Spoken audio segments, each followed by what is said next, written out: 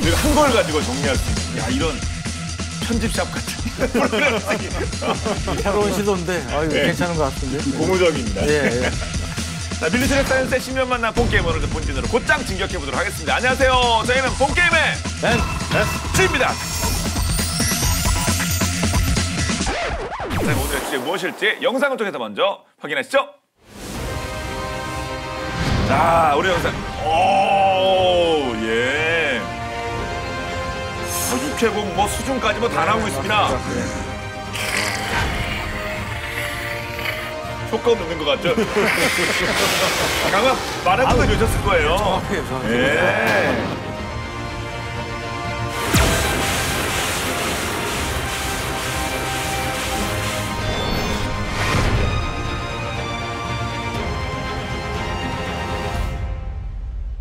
저희가 올해 1월에 본게임 2로 돌아와서 시청자 여러분을 다시 찾아뵙게 된 지 벌써 1년입니다. 그래서 1년 동안 정말 많은 이야기들 함께 했는데 그중에 또 최근에 이것도 빼놓을 수 없는 거 아니겠습니까? 우리 천공2가 UAE의 뭐 4정원 대 수출 소식도 있었고요. 함께 정말 기뻐졌을 것 같습니다. 그리고 연말 특집을 준비했습니다. 바로 연말 특집 핑미 2021 올해를 빛낸 무게. 와, 저희가 본게임 2로 뭉친 지 진짜 딱 1년입니다. 네. 감회가 어떠십니까? 정말 여러분들의 덕분에 저희가 기적적으로 부활을 해서 벌써 1년이 됐습니다. 네. 횟수도 벌써 50회가 넘었고요. 네. 그래서 정말 뭐 너무 구태의인한 표현 같습니다. 뭐 감개가 무량합니다. 네. 뭐 다 해버려셔가지고 똑같은 얘기밖에 할 수가 없는데요. 죄송합니다. 네, 어쨌든 본게임이 아마 제 느낌상으로는 앞으로 없어지지 않지 않을까, 영원히. 예, 국방이 존재하는 한. 네. 우리 팬분들이 우리 그 본게임을 사용해주신 분들이 계속해서 끊임없이 1년간에 걸쳐 저희를 응원 지지해 주셨기 때문에 가능했고 또 국방팀에 대해서 저를 따뜻하게 맞아주셨고 그 외에도 많은 분들이 많은 분들이 도움을 주셨는데 무용의 도움이 있었죠. 예, 그렇습니다. 진심으로 감사드리고요. 내년 한 해도 역시 더욱더 꽉 찬 밀리터리하고 여러분 찾아뵙도록 하겠습니다. 자, 이제 1년 정리해보도록 하겠는데 이번 연말 특집이니만큼 좀 새롭게 가야 되지 않겠습니까? 그래서 간만에 두 번째 배틀을 치도록 하겠습니다. 그래서 두 분이 가상국의 1회 국방장관이 돼서 그냥 예산을 막 써! 사고 싶은 건 막 사! 그래서 예산을 얼마나 주시나요?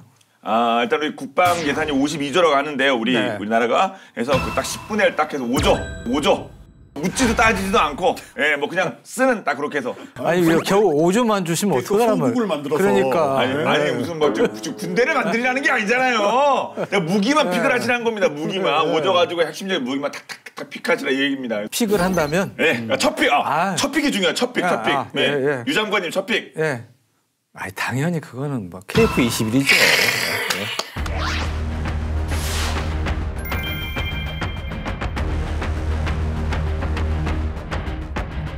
KF-21을 가야죠. 우리가 또. 우리가 이제 옛날 고전 시간에 배웠던 거 있잖아요.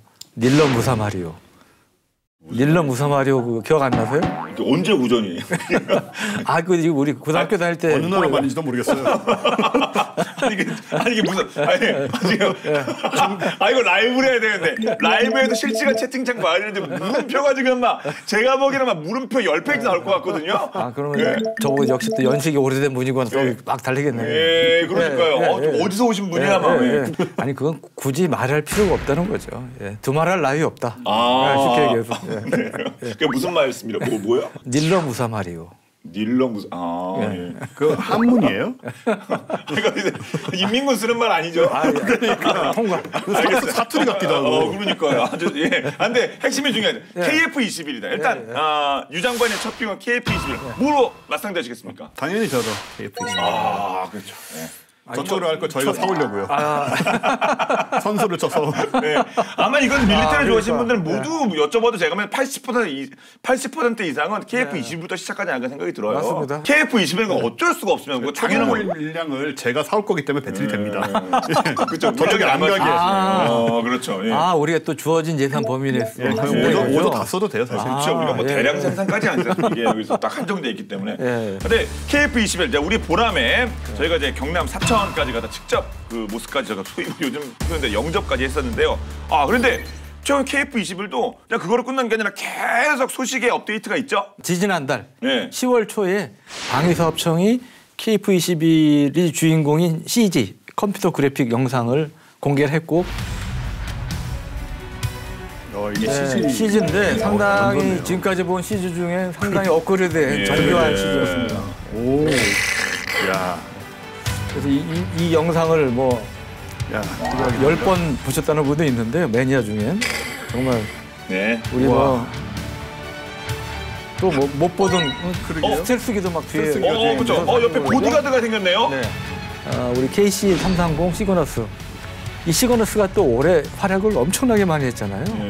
아프간에서 미라클 작전도 했었고요. 그다음에 청해부대원들 구출하기 위한 워시스 작전도 했었고, 그래서 맹활약을 했는데 시그너스에서 이제 공중구비를 받는 이제 장면이 있고요. 특히 마지막 장면에 KF-17 뒤에 뭐 누가 봐도 이 스텔스기 아닙니까? 그렇죠. 이 무인 스텔스 무인기인데 이게 세 대가 같이 비행하는 이 영상이 처음으로 공개가 돼서 또 더욱더 이제 눈길을 끌고 이제 화제가 됐었는데, 이게 이제 국산 무인 스텔스 전투기를 개발하는 게 있습니다. 그게 이제 가오리 X라고 작년에 국방과학연구소에서 이제 공개를 했었는데, 이 영상이 의미가 있는 게 이거는 그냥 카이가 만든 것도 아니고 방위사업청이 만든 거예요. 그러니까 방위사업청은 아시다시피 우리 본 게임 전에 방사청장님이 잠깐 서프라이즈 출연도 했었잖아요. 그렇죠. 우리 그 창원에서. 네, 15조 넘는 돈, 무기도 있고 관련된 모든 예산을 거기서 결정하고 집행하는 이제 그러한 기관인데, 그런 기관에서 이 영상을 만들었다는 것은 그만큼 무게가 실린 의미가 있는 거죠. 우리가 멈치라고 부르는 이런 유무인 복합 체계를 KF-21도 마찬가지로 운용을 하겠다. 이런 것을 사실은 정부기관이 공식적으로 이제 영상을 통해서 보여줬다는 그런 의미가 있고, 충분히 우리가 관심을 갖고 의미를 부여할 수 있는 이제 그런 겁니다. 처음으로 공개한 거죠. 그렇군요. 예. 지금 여기 그림 보더라도 이렇게 무장이 쭉 하고 있지 않습니까? 날개 아래쪽으로. 요 무장 궁금하신 분들 많으시거든요. 요 그렇죠. 무장. 뭐 최근 또 소식 있습니까? 이 전략적 타격 능력이 또 우리는 장거리 공대지 미사일에 좀 집중돼 있다 이렇게 보고 있거든요. 그래서 현재는 공동 개발하고 독자 개발 이렇게 두 가지 방식이 거론이 되고 있는 상태인데, 국내에서 만약에 100% 개발하면 문제는 이제 시간이죠. 아, 그렇죠. 예, 아무래도, 시간인데 이 기체는 다 나와 있는데, 미국이 이제 제즘을 만드는데 13년이 걸렸고, 그리고 독일이 타우러스 개발에 14년이 걸렸거든요. 그렇게 오래 걸려요? 예. 10여 년이 걸려요? 그렇게 오래 걸립니다.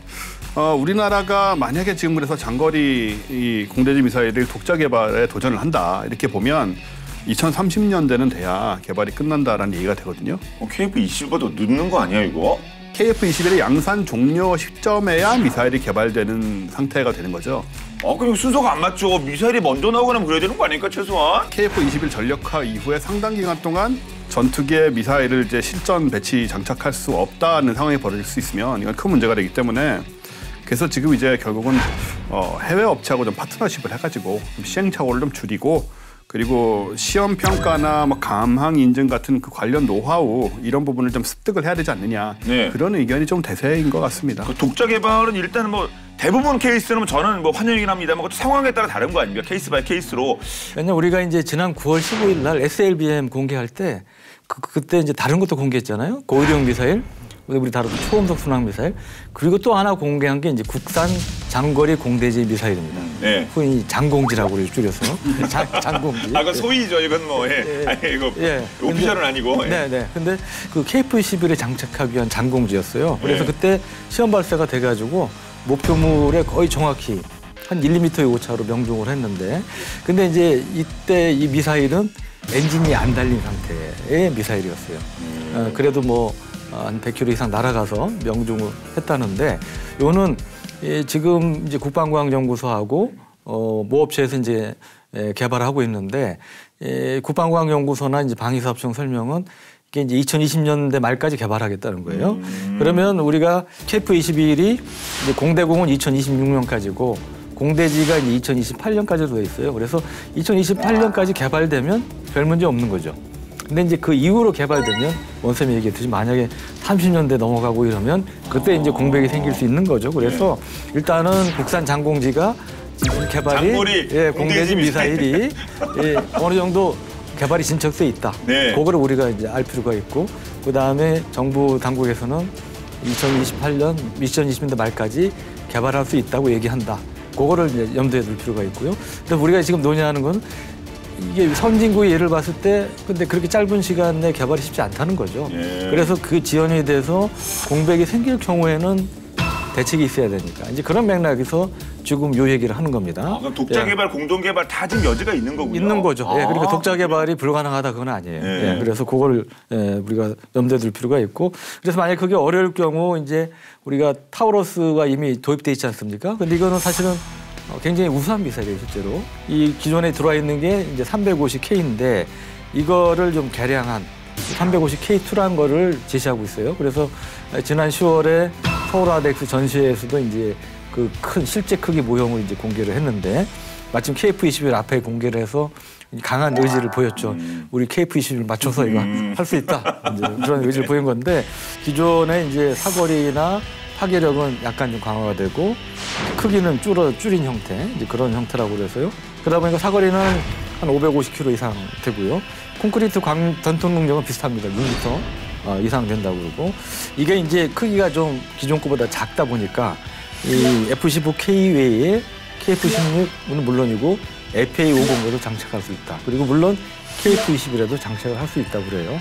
그리고 이 또 타우러스에서 제안하는 거는 350K2는 한국용으로 개발해서 이거를 한국에만 쓰는 게 아니고 자기들이 국제 마케팅 같이 하겠다는 거죠. 그러니까 다른 나라 파는 것도 같이 할 수 있다. 우리 입장에서는 괜찮은 조건이에요. 예. 그래서 이제 그런 이제 제안을 이제 하고 있어서 저는 이런 상황에서 일단 국산 이미 이제 진척돼 있는 게 있으니까 그거를 해보고 만약에 그런 부족한 부분이 있으면 이런 외국에서 이제 좋은 조건을 제시하는 그런 업체나 나라가 있으면 그런 걸 흡수해서 뭐 국제 공동 개발을 할 수 있는 부분도 있지 않겠습니까?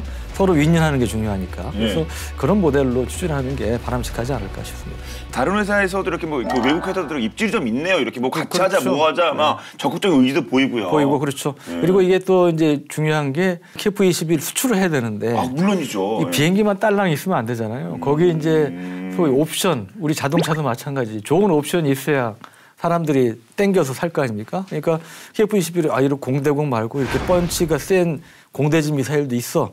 딱 내놓으면 그만큼 더 외국에 어필할 수 있는 거니까 이제 그런 측면에서 우리가 이 사안을 볼 필요가 있죠. 그렇군요. 미사일 말고도 KF-21 계속 뭐 여러 가지 기술이 접목되고 있고 또 발전하고 있다 이런 소식들이 끊임없이 들리고 있어요. 그렇죠. 일단은 뭐 스텔스 기능이 굉장히 중요한데 스텔스. 우리 KF-21에는 국산 스텔스 도료. 도료? 예, 그 RAM, 뭐 램 페인트 이렇게 얘기하는데 이 도료가 굉장히 핵심적인 부분이거든요. 요게 이제 기술 유출 이런 문제로 해외에서 도입이 되게 어렵습니다. 그러다 보니까 애초에 국내 개발에 나섰었고 이 점퍼스 기능을 갖춘 그 램 페인트가 지난해 개발이 완료가 됐습니다. 아, 예. 그래서 내년 7월부터 4년 동안 이제 2,200여 회 비행 시험을 할 예정이고요. 이게 이제 성능을 검증을 하는 거죠. 그러면서. 그리고 이제 만약에 이 국내 개발 도료를 입히게 되면 KF-21의 피탐률이 감소되는 건 말할 것도 없고 기존 전투기에도 적용을 해가지고 이제 전반적인 공군력 또 스텔스력 향상에 좀 도움을 줄 수 있지 않겠느냐 이렇게 보고 있죠. 그 국산 그 도료 스텔스 도료 개발은 그런 큰 의미를 가지고 있군요. 그렇죠.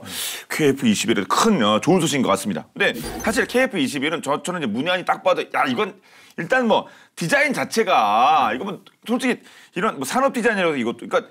예쁘게 생긴 게 솔직히 쓰는 건 좋은 것 같긴 하거든요. 네. 정말 잘 만든 것 같아요. KF-21은요. 네. 칼이라고 한국항공우주연구원이라고 있죠. 그건 주로 이제 우리 우주가 지난번에 뭐 누리호 발사에서 누리호 발사가 이제 국민적 관심을 끌었는데 우주나 아니면 민간 항공기, 뭐 UAM이라든지 이런 거 관련돼서 많이 이제 하는 기관인데 여기서 기본적으로 KF-21 디자인과 관련된 그런 연구를 많이 했습니다. 그 한두 번도 아니고 9차례의 디자인 변경을 했었다고 그러는데 그 이제 넘버가 이제 C 앞에 C가 붙어가지고 C101부터 시작을 해요. 그래서 그게 첫 번째고 총 9번의 이제 형상 설계 변경을 해서 지금처럼 아주 매끈하게 속담말로 잘 빠진 KF-21이 등장을 했는데 카리에서 어떻게 했냐면 총 5차례에 걸쳐서 C103부터 시제기까지 9소 풍동 시험을 진행을 했다고 그래요. 그러니까 C101도 있지만 실제로 풍동 시험한 거는 이제 C103 모델부터 해가지고 진행을 해서 나온 다음에 아주 안정적이고 역동적인 이런 전투 비행에 최적화됐다 이런 평가를 받는 그런 KF-21이 등장을 하게 된 거죠. 전투기가 원하는 속도로 흔들림 없이 공기를 뚫고 갈 수가 있는 것인지, 그리고 이제 움직였을 때 자세를 오랫동안 유지할 수 있는지 이런 걸 테스트를 하는 거고, 그 결과를 이제 디자인에 또 반영을 해야 되는 거고요. 전투기의 생명을 우리가 기동성이라고 얘기를 많이 하는데, 예를 들어서 설계를 할 때는 45도까지 이렇게 기체를 세워도 뒤집혀지지 않도록 설계를 했는데 막상 실제로 해보니까는 뭐 30도에 넘어진다. 이럴 수도 있거든요. 그렇죠. 떼굴떼굴 이 문제가 아니잖아요. 공중에서는요. 공중에서는 그냥 이렇게 돼가지고 뭐 실속한 다음에 떨어지는 상황이 그렇죠. 될 수 있죠.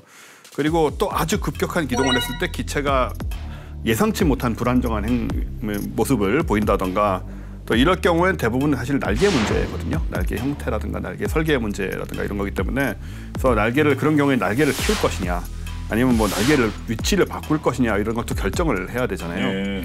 근데 이런 또 공기 흡입구 이런 부분들의 형상에 문제가 있어서 이게 뭐 잘못된 어떤 공기 흐름을 만들어낼 수도 있고, 이런 것들을 다양한 검토를 해가지고 실제로 설계 변경 절차를 거쳤고요.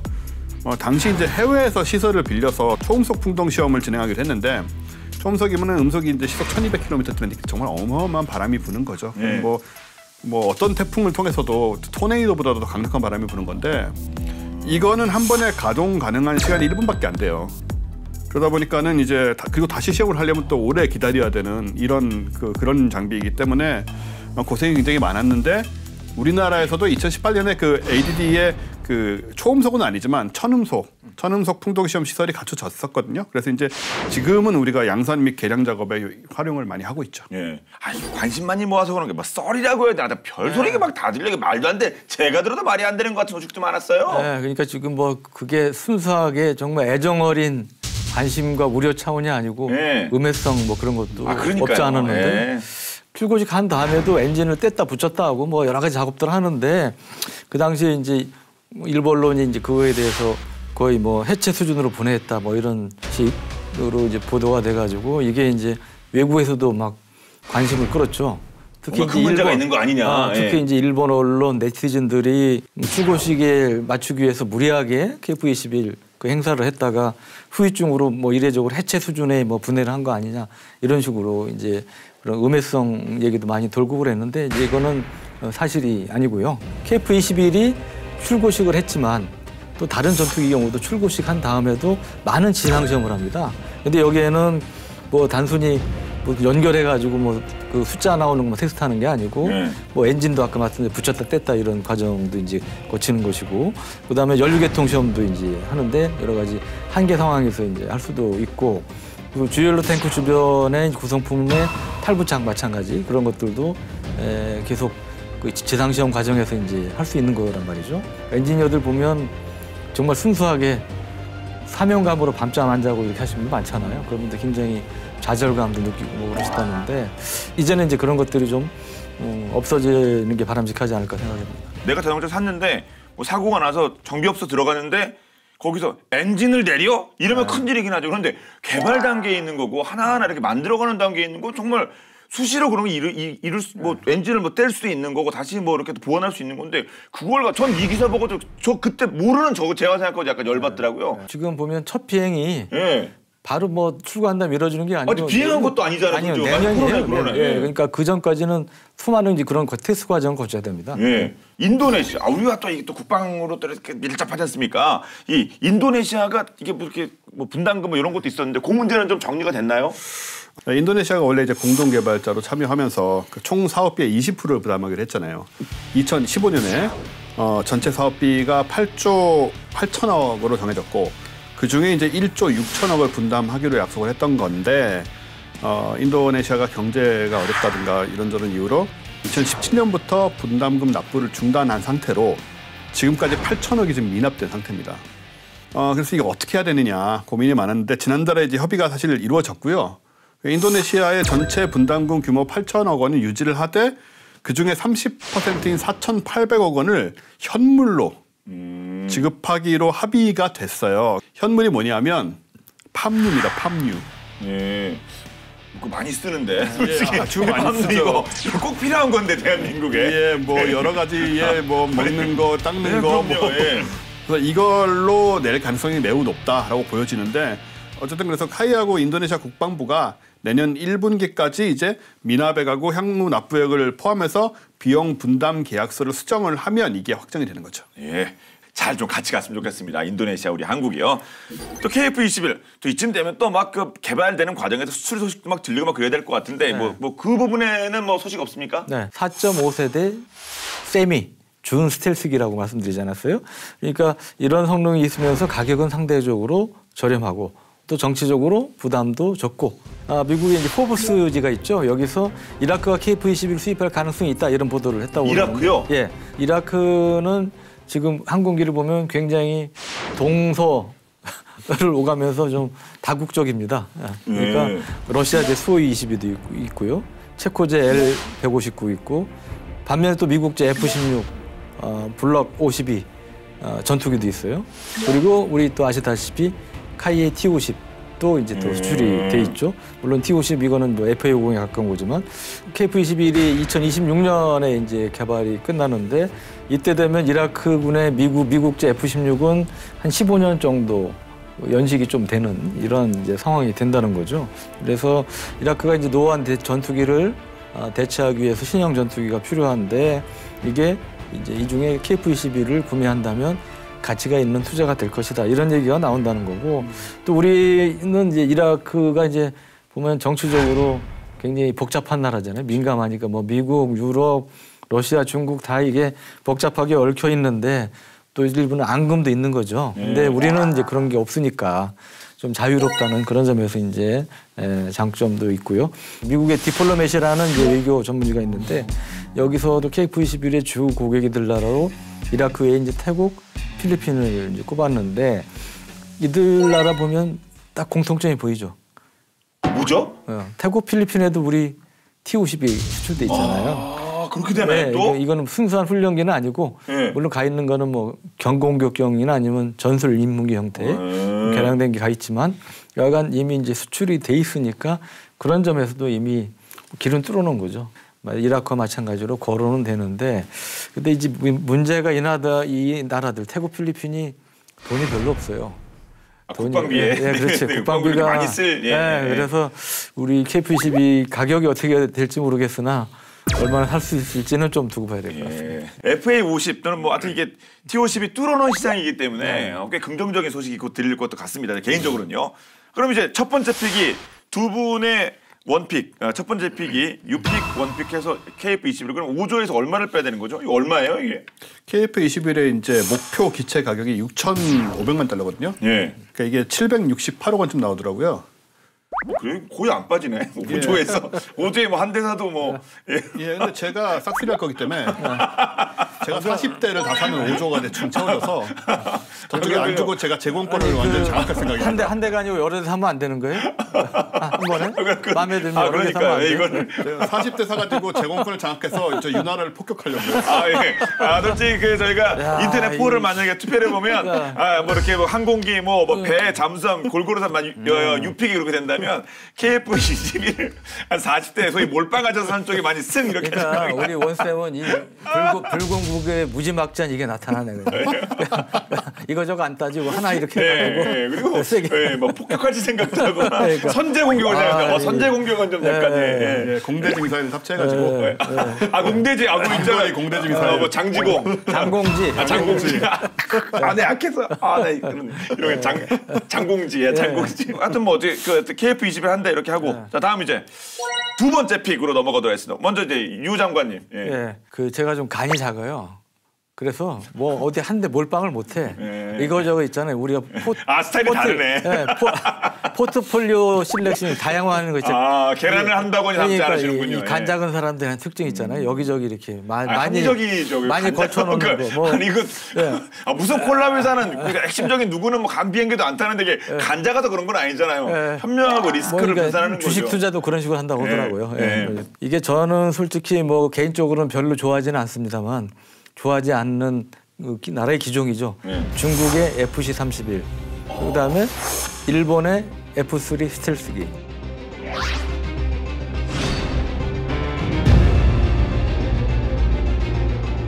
기왕하는 거죠. 스텔스기로 이렇게 주변 강국의 스텔스기를 픽하도록 하겠습니다. KF-21에 이어서 중국 쪽 그리고 일본 네. 쪽. 예. 네, 근데 F-31도 이제 가격은 좀 봐야 돼요. 얼마 될지. 근데 이거는 중국이니까 사실 그렇게 비싸지는 않을 거고 한 7천만 달러 안팎으로 많이 예상하더라고요. 비슷하네요. 그러면 뭐 이제 800억 원 좀 넘는 거죠. 네. 820억 원 정도 되는 건데 그걸 목표로 한다고 그러고 F3는 아직까지 정확하게 소위 견적이 아직 안 나오고 있는데 근데 일본 무기의 특징은 무지하게 비싸다는 거죠. 아파치가 한 대 1,000억 원이 넘어서 중단했으니까. 메이드 인 재팬은 비싸다. 예, 그래서 뭐 한 2, 3천억 원 될 거다 이런 예상들도 있어요. 예. 저는 사실 F3를 저희 본게임 2를 통해 처음 알았는데 저 깜짝 놀란 게 저희가 그 본게임 유튜브 조회수를 좀 보면 그러니까 올해 본게임 2 조회수 1위가 천모 다연장 로켓이었거든요. 165만. 정말 감사드립니다. 와, 이거 엄청 진짜 많이 해. 아니 우리가 무슨 5분 10분짜리 프로그램도 아니고 제 주위 사람들도 막 놀래요. 야, 니네 50분짜리 프로그램 아니야? 50분짜리 프로그램 165만? 2위가 132만인데 이게 F3였습니다. 예. 아니 그러니까 저 깜짝 놀랐어요. 저희 그 뭐죠? 썸네일인가 거기에도 일본이 준비하고 있는 비행기 뭐 이런 식으로 나왔었는데 F3가 132만이에요. 이건 그러니까 나온 것도 아닌 건데. 일본 전력 증강에 관심들 많으신 그렇죠. 거죠. 예. 사실 기종이나 뭐 이런 걸 따지면 러시아가 당연히 2위를 차지해야 되는 건데 예. 이미 나와 있는 것도 많고. 예, 그러니까요. 근데 이거는 순전히 그 전략적인 호기심 이런 것 때문에 F3에 대한 어떤 그런 호감이 아니고 굳이 표현하자면 약간 비호감에 가깝지 않을까. 경계심. 경계심이죠. 네. 그리고 3위는 114만 장보고 3, 2번함 우리 안무함. 이건 우리가 또 그래서 천무, 안무, 함 이렇게 혹시 우리 그 무기에 대한 관심이 올해를 이렇게 돌아보면 정말 대단했었던 것 같아요. 올해 이제 저도 이제 마니아 출신이잖아요. 마니아들 한 얘기가 마니아 사상. 올해처럼 우리 흔히 이제 막 그 국산 열광하는 국뽕이라고 그러지 않습니까? 국뽕이 열광할 이럴 무기들이 많이 나온 해가 없었다. 맞아요. 네. 진짜 그런 것 같아요. 지금 보면 뭐 KF-11만 해도 큰데 SLBM 있었죠. 그러니까. 그다음에 도산 안창호함 취역했죠. 예. 이번함 진수했죠. 뭐 그다음에 초음속 순항이나 이런 신무기들 대거 공개했죠. 그러니까 뭐 진짜 그런 면에서는 최고의 해.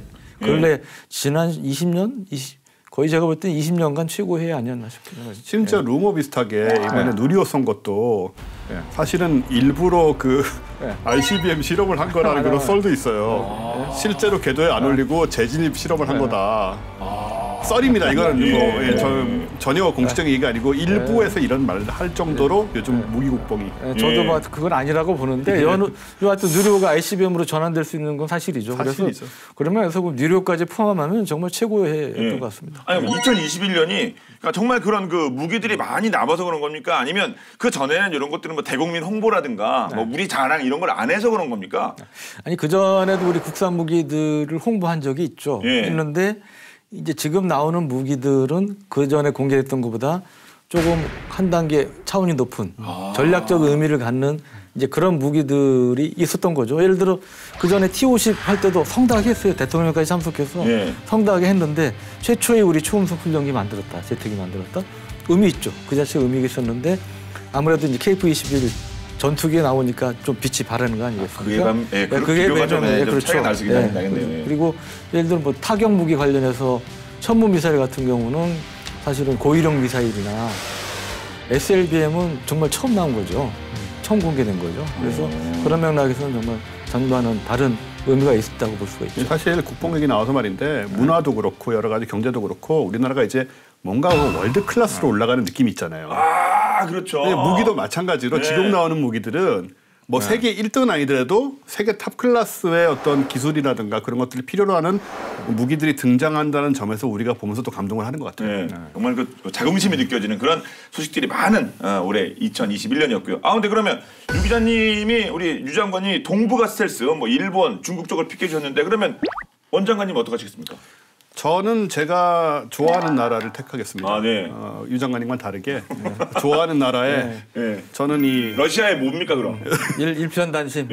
저희 원나라는 러시아의 원나라라고 하니까 약간 좀 원나라라고 하니까 갑자기 몽골 헤어스타일도 잠깐 생겨요. 갑자기 헤어스타일을 보게 되고 옛날 러시아 그 몽골 땅 러시아 지금 러시아 땅 몽골이 많이 지배했었어요. 가지고 보면 어쨌든 올해 우리가 저 러시아 전투기 뭐 수호이 시리즈 하고 그다음에 수중 드론 포세이돈 이런 것 까지 사심 가득한 얘기를 제가 많이 했는데 최근에 러시아 최초의 이제 스텔스기였던 수호이 57에 이어서 수호이 75 체크메이트가 등장했습니다.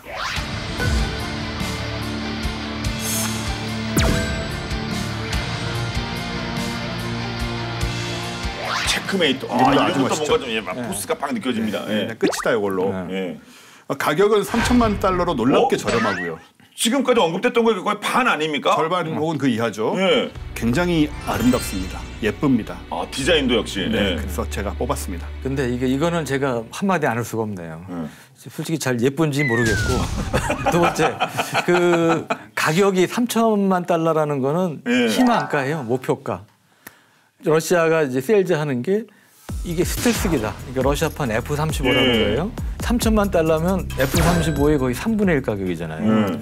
그러니까 이게 진짜 실현되면 엄청난 거죠. 국제 무기 시장을 다 휩쓸 수 있는 그런 건데 저는 하여튼 그 점에 있어서는 아직까지 이게 실체가 약하다.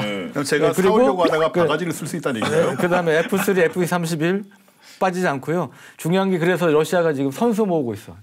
이게 하려고 그러니까 투자해라. 근데 아직까지 그렇게 선수가 많이 안 모인 것 같더라고요. 그러니까 그리고 투자자를 모집하고 있는 중이군요. 그러니까 우리 저 원통께서도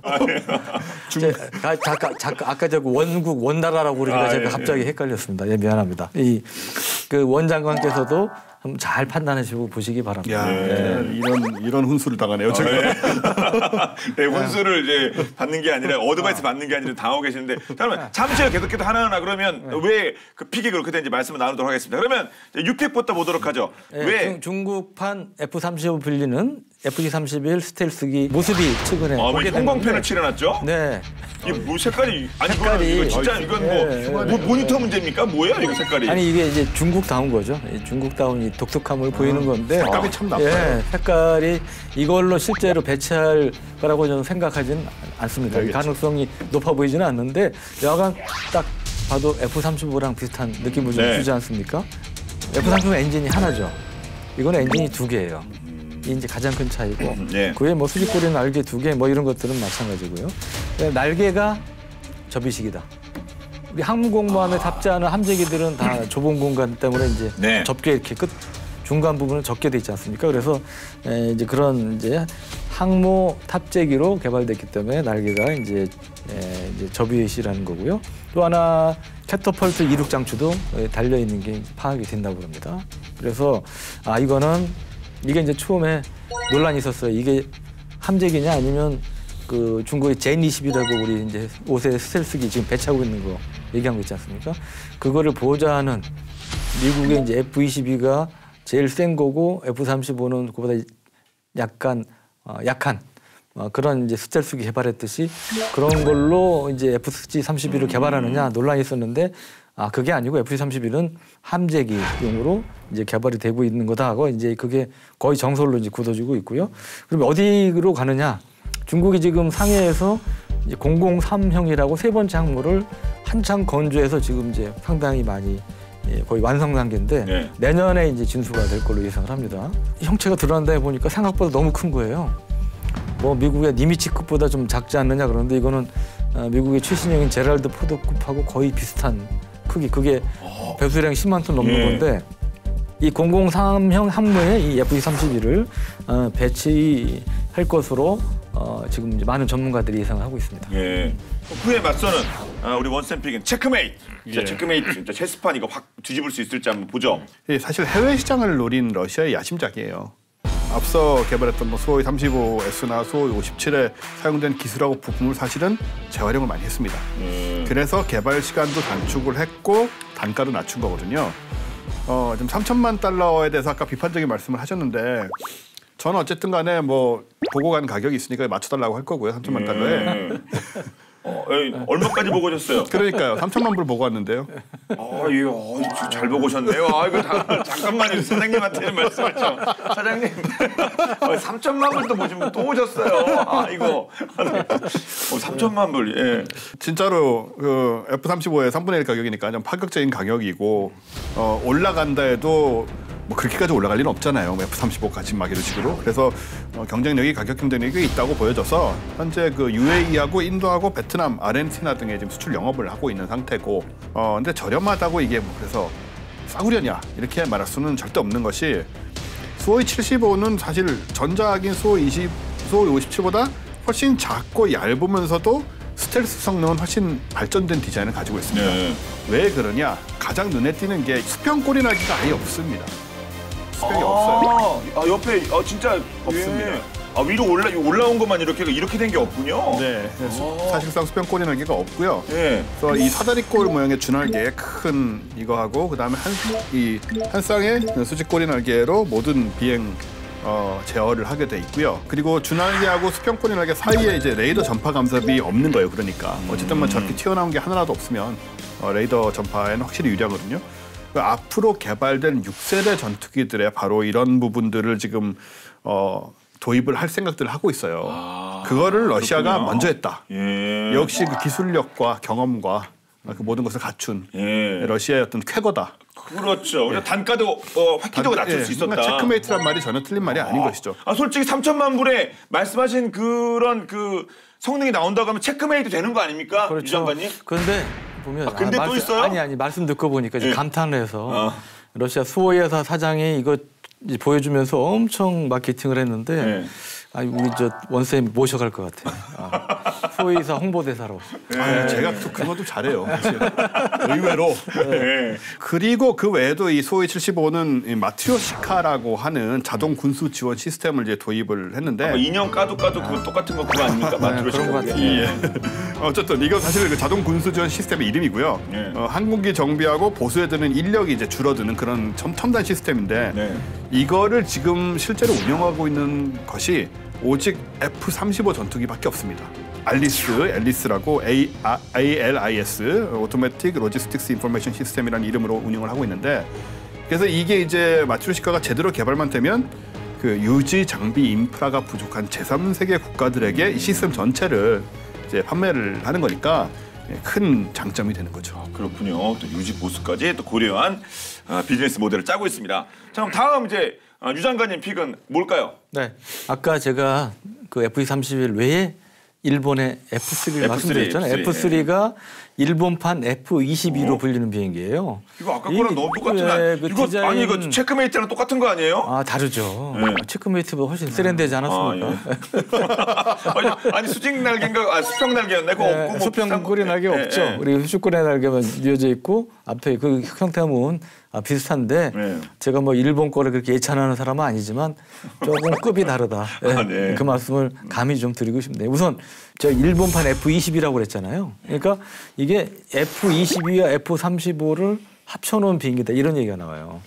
그러니까 그대로만 되면 얼마나 센 완전 사기죠. 뭐 사기, 뭐 반칙 뭐 이런 거 아닙니까? 그야말로 세계 최강이 될 수밖에 없는 건데 뭐 말 그대로 되지는 않겠죠. 근데 그런 얘기까지 이제 나오는 상황인데요.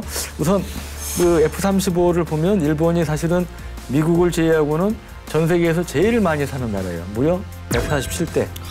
그중에 이제 F-35A가 105대고요. 경항모에 탑재하는 F-35B가 42대에서 147대인데 F-35가 이 스텔스 성능을 포기하면 외부에 무장을 하면 한 8톤 정도 무장해요. 그러니까 적지 않은데 무장량이 이 스텔스 성능을 위해서 내부 무장창에 다 집어넣어야 된다면 그때는 제한이 되죠. 그래서 이제 그런 맥락에서 F-35보다 더 많은 공대공 무장을 탑재하는 전투기를 독자적으로 만들자 해서 나오는 게 일본 F-3인 거고요. 그러니까 F-3는 F-35보다 더 많은 미사일을 이제 탑재하게 되는 거죠. 그리고 이제 일본이 이제 F-3 개발 과정에서 사실은 계속 저울질을 했습니다. 미국 업체로부터도 받아보고 영국에서 이제 템페스트라는 6세대 전투기 개발한다고 그러니까 거기 이제 BAE 시스템스라든지 이런 회사하고도 기왕 할 거 6세대 전투기 수준으로 갈까 해가지고 뭐 얘기도 하고 그랬는데 이제 결론은 우리 로크히드 마틴사로부터 F-12 기체 그리고 F-35의 센서 및 전자장비들을 융합하는 이러한 이제 방식으로 이제 추진하기로 한 거고요. 그래서 내부 무장창에만 한 6발의 미사일을 장착을 할 수 있다고 그러고 엔진은 이제 쌍발 엔진입니다. 그러니까 당연히 출력도 이제 엄청 센 거고 이게 2020년대 한 중반쯤 이제 시제기가 만들어져서 2030년에 이제 초도 비행을 하고 35년쯤부터 이제 항공자위대에 배치하는 것을 목표로 하고 있습니다. 실제 하다 보면 또 뭐 문제가 되거나 어려운 부분도 있겠죠? 그렇죠. 특히 이제 어려운 것 중에 하나가 엔진입니다. 엔진은 사실은 세계적으로 보면 경제성을 갖기가 힘들어요. 기술력이 있어도 이 많이 팔려야 그 경제성이 있는 거 아니겠어요? 심지어 이 기술력이 그렇게 높은 이스라엘조차도 엔진을 만들지 않아요. 그래서 이제 엔진의 경우 이제 국제 공동 개발 이제 가능성이 높아지고 있다는데 영국에 이제 아까 말씀드린 6세대 전투기 템페스트를 개발하고 있는데 이게 이제 롤스로이스가 엔진을 만들어요. 그래서 영국하고 일본 총리가 이제 만나가지고 이 엔진 공동 개발 문제를 논의한 적이 있다고 하고요. 그런데 이제 6세대 전투기 엔진 개발에는 당연히 엄청난 돈이 들지 않겠습니까? 그래서 이거를 영국도 아무리 뭐 강국이라고 해도 부담스러우니까 일본하고 같이 하면 십시일반하면 도움이 되는 거죠. 그래서 상대적으로 일본도 독자 개발할 때보다 싼 가격으로 이제 엔진을 확보할 수 있는 이제 그런 장점이 있고 엔진 가격이 낮아지면 당연히 전투기 가격도 낮아지는 거고. 네.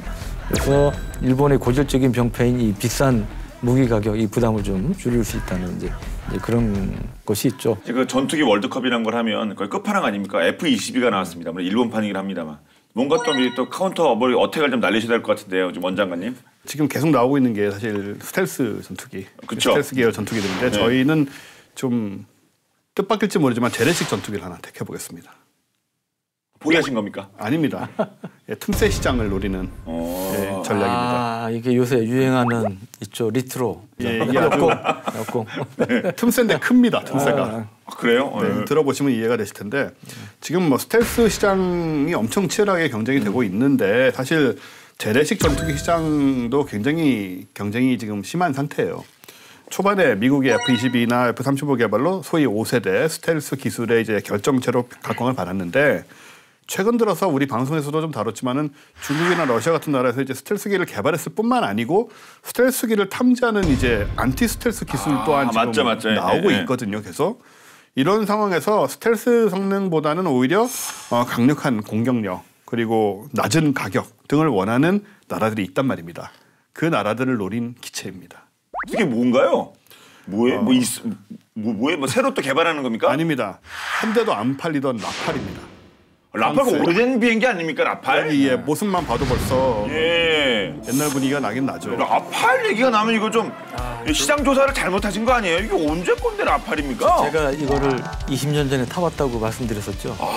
서울 에어쇼 때 왔어요. FX 전투기 사업할 때 경쟁 기종이어가지고 1시간 가까이 비행을 했었는데 라팔이 뒤늦게나마 팔렸다니까 괜히 제가 반갑더라고요. 라팔이 정말 한 대도 안 팔린 비행기로 유명한데요. 근데 언젠가 왜 그 대기만성이라고 언젠가는 이 비행기 터진다 생각을 했었는데 어디예요? 그럼 언젠가 뒤늦게나 찾아준 그 바이어가 일단 크로아티아예요.